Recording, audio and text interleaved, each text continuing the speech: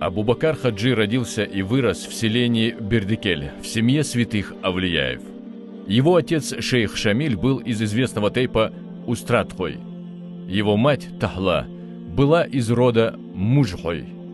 Абу-Бакр вырос под наблюдением отца Авлия, который наставлял людей на путь истинный. Полжизни Абу-Бакр посвятил приобретению знаний, а затем передавал свои знания другим.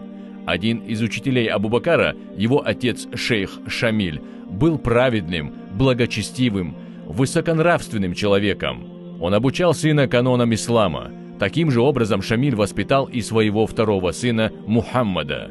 Абу-Бакр Хаджи был человеком-конахом, известным ученым-алимом, святым, обладателем блестящих караматов, чудотворных качеств, нравственных качеств, прекрасных внешних черт, искренне и неустанно поклоняющимся Аллаху, получающим положительный ответ на свои дуа, мольбы к Аллаху, знающим не только явное, но и тайное, придерживающимся сунны, уберегающимся от всего греховного.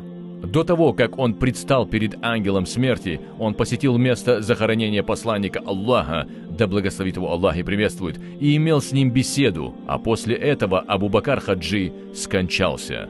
Он похоронен недалеко от ворот на территории кладбища Баки, у ног могилы дочери посланника Аллаха, да благословит его Аллах и приветствует, Фатимы.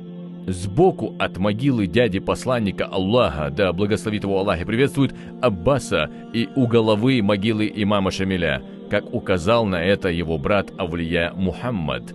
Абу-Бакр Хаджи скончался в 1331 году по хиджре, в 1913 году, после совершения хаджа.